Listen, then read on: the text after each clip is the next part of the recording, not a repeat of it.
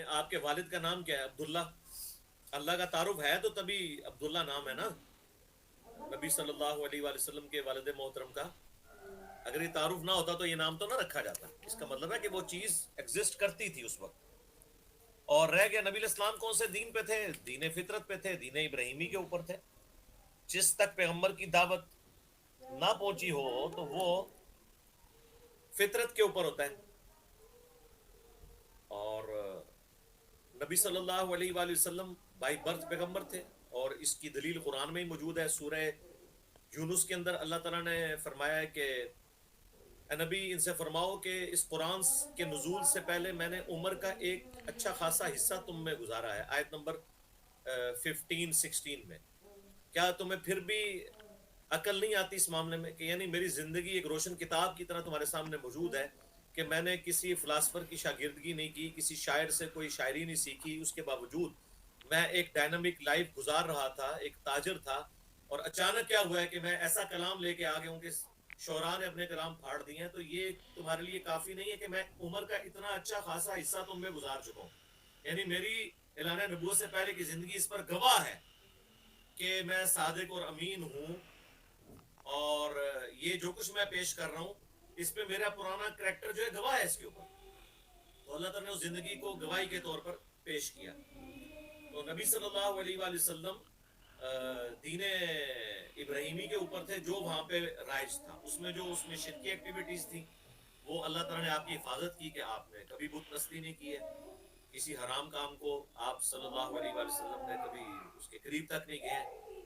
رہ گیا شریعت کو فالو کرنے سے مراد اگر آپ یہ لے رہے ہیں کہ نماز پڑھنا یہ وہ تو ایسا تو کوئی نہیں تھا. نماز والا سلسلہ تو آپ کا غور و تفکر والا سلسلہ غار حرا میں شروع ہوا جو بخاری مسلم میں آتا ہے. اور اس کے بعد بھی مکے میں آلموسٹ 13 سال تک بالکل مکے دور کے اینڈ پہ جا کے واقعہ معراج ہوا ہے اور اس میں 5 نمازوں کا شیڈول ہوا ہے. ورنہ تو صحابہ کرام بھی پہلے 13 سال تک اعلان نبوت کے نبی صلی اللہ علیہ وآلہ وسلم کے بعد وہ تہجد کی نماز رات کی نماز پڑھا کرتے تھے جو سورۃ المزمل میں ہے یا ایھا المزمل قم اللیل الا قلیلا. رات کے وقت تم قیام کرو، کھڑا کرو. پوری رات جاگتے تھے تو کہا گیا کہ چلو 1/3 یا آدھی رات تک کرو. اور پھر جب 5 نمازوں کا شیڈیول نازل ہو گیا تو رات کا قیام پھر اس کی فرضیت ختم ہوگی. نبی علیہ السلام کے لیے باقی رہی. وہ سورہ بنی اسرائیل میں ہے کہ یہ آپ کے لیے خاص ہے تہجد کی رات کی نماز.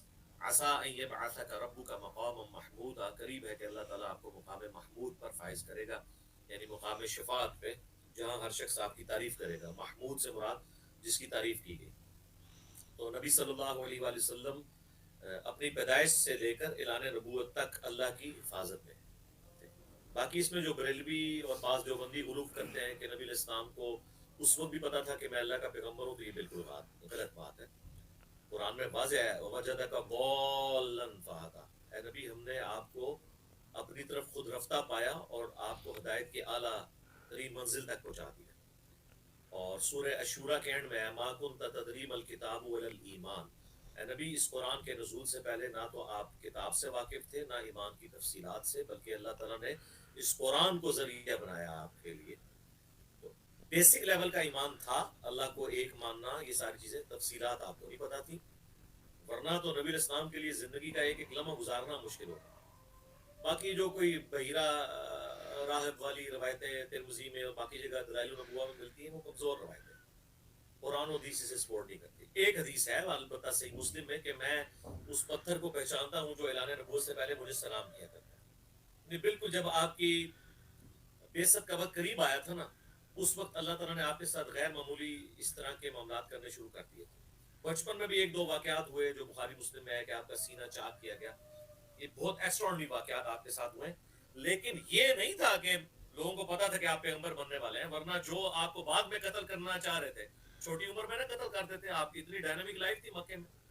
تو یہ بالکل کہانی ان لوگوں نے بنائی ہے. خام خواہ اس کو عیب سمجھتے ہیں پیغمبر کے حق میں کہ جی اگر ہم یہ مان لیں کہ پیغمبر کو بعد پتہ چلا. بھائی بعد میں پتہ چلنے کا یہ مطلب نہیں کہ پہلے کی زندگی اس کی غلط تھی.